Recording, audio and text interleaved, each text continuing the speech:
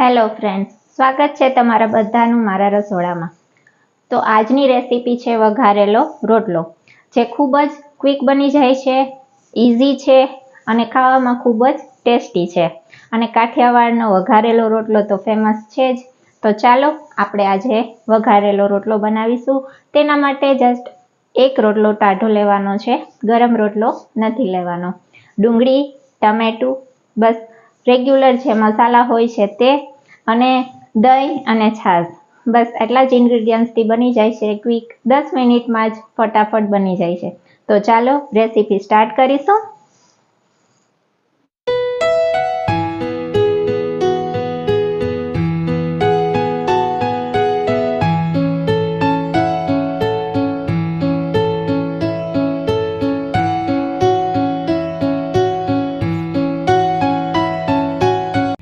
ચાલો તો gas start કરી અને પેન લઈ અને એની અંદર આપણે તેલ એડ કરવાનું છે.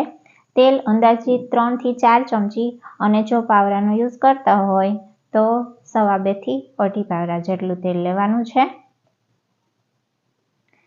તો મેં 2.5 પાવરા જેટલું તેલ લીધું છે. હવે એમાં આપણે રાઈ નાખીશું. હવે રાઈ તતળી જાય એટલે એમાં આપણે જીરું એડ કરીશું.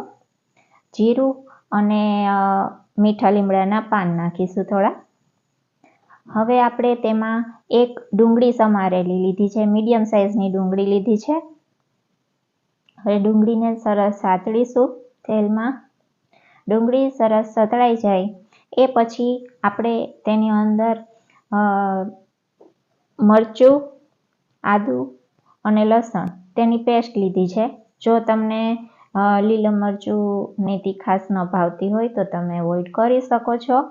તો મેં આદુ, મરચાં અને લસણની પેસ્ટ લીધી છે. સરસ સાતળીશું. હવે સરસ સતળાઈ જાય એ પછી તેમાં એક મીડિયમ સાઇઝનું ટામેટું લીધું છે, ઝીણું સમારેલું, તે એડ કરીશું. હવે આદુ, મરચાં, લસણની પેસ્ટ, ડુંગળી, ટામેટું આ બધું સરસ સાતળવા માટે ધીમા તાપ ઉપર આપણે રાખી દઈશું. હાઈ ફ્લેમ ઉપર આપણે આને નથી સાતળતા, લો ફ્લેમ ઉપર આપણે આને સાતળીશું. હવે બધા ગરમ મસાલા એડ કરીશું. તો સૌપ્રથમ આપણે લેશું મીઠું. તો મીઠું આપણે સ્વાદ પ્રમાણે, એટલે કે રોટલામાં પણ આપણે મીઠું નાખેલું છે તો એ મુજબ થોડું ઓછું મીઠું યુઝ કરવાનું થશે. અડધી ચમચી જેટલી હળદર લેશું અને લાલ મરચું પાવડર લેશું. આની જગ્યાએ તમે લસણવાળી ચટણીનો પણ એડ કરી શકો છો, તો તેનું પણ ટેસ્ટ સરસ આવે છે. ધાણા જીરું પાવડર લીધું છે. તો મેં લસણ પેસ્ટમાં લઈ લીધું છે એટલા માટે મેં લસણવાળી ચટણીનો યુઝ નથી કર્યો. બાકી તેનો પણ યુઝ કરી શકાય, તે પણ ખૂબ જ ટેસ્ટી લાગે છે. તો સરસ મજાનું આ બધું જે છે તેને આપણે ગરમ થવામાં ધીમા આંચ ઉપર આપણે એને 2 મિનિટ માટે ઢાંકીને રાખી દઈશું, એટલે સરસ સતળાઈ જાય. તો 2 મિનિટ જેવું થઈ ગયું છે અને સરસ આદુ, મરચાં, લસણની પેસ્ટ, ડુંગળી, ટામેટું બધું સરસ સતળાઈ ગયું છે. ફટાફટ થઈ જાય. આમાં પાણીનો યુઝ નથી કરવાનો, જસ્ટ તેલમાં જ ધીમી આંચ ઉપર સાતળીશું એટલે સતળાઈ જશે, ચડી જશે સરસ મજાના. તો હવે આપણે તેની અંદર એક રોટલો લીધેલો છે, તેને આ રીતના નાના નાના કટકામાં અથવા તો ભૂકામાં લીધું છે. મિક્સરમાં ક્રશ કરીને નથી લીધું, હાથેથી જ બસ આવો ભૂકો કરેલો છે, સાવ ભૂકો નથી કરેલો. અને ટાઢા રોટલાનો યુઝ કર્યો છે, ગરમ રોટલાનો યુઝ નથી કરવાનો. તો સરસ આ રોટલાને મિક્સ કરીશું. હવે આ રોટલાને મિક્સ થઈ જાય એ પછી તેમાં આપણે એક દહીંનો યુઝ કરીશું, 1 વાટકી જેટલું.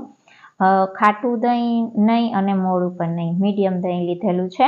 તો દહીંથી ખૂબ જ ટેસ્ટી વઘારેલો રોટલો બને છે.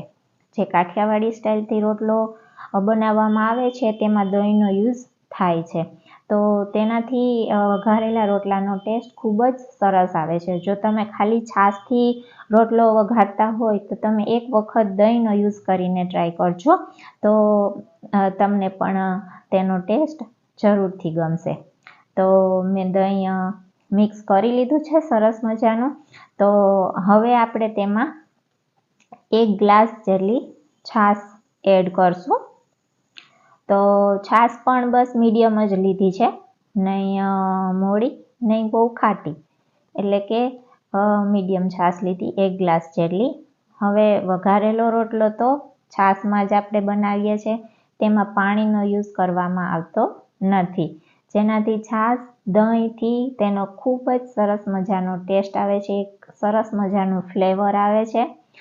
તો આ બધું સરસ મજાનું મિક્સ કરી અને આપણે તેને ઢાંકી અને જસ્ટ ખાલી 5 મિનિટ માટે રહેવા દેવાનું છે. 5 મિનિટમાં તો બહુ જ સરસ આપણો વઘારેલો રોટલો બનીને તૈયાર થઈ જાય છે.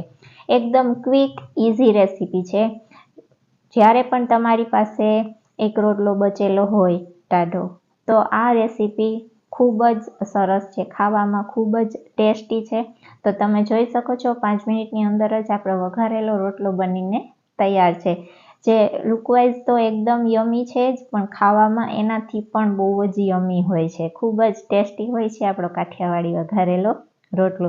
તો ચાલો આપણે તેને સર્વ કરી દઈશું. તો મેં એને સર્વ કર્યું છે ડુંગળી અને અથાણા જોડે, અને 1 ગ્લાસ છાશનો લીધો છે.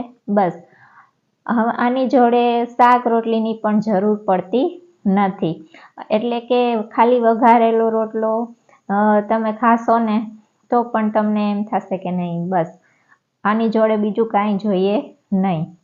તો તૈયાર છે આપણો દેશી કાઠિયાવાડી સ્ટાઇલ વઘારેલો રોટલો, જે અત્યારે શિયાળો હવે ચાલુ થવાનો છે, તો શિયાળામાં તો આ ખાવાની ખૂબ જ મજા આવી જાય છે.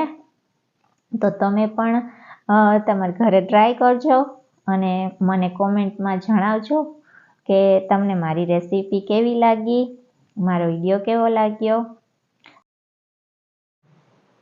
આઈ હોપ કે તમને મારી રેસીપી પસંદ આવી હશે. જો મારી રેસીપી તમને પસંદ આવતી હોય તો લાઈક, શેર અને સબસ્ક્રાઈબ કરજો ચેનલને, અને આવો નવો સપોર્ટ દેતા રહેજો. મળું છું નેક્સ્ટ વિડીયોમાં નેક્સ્ટ રેસીપી સાથે. ત્યાં સુધી બાય બાય, જય માતાજી.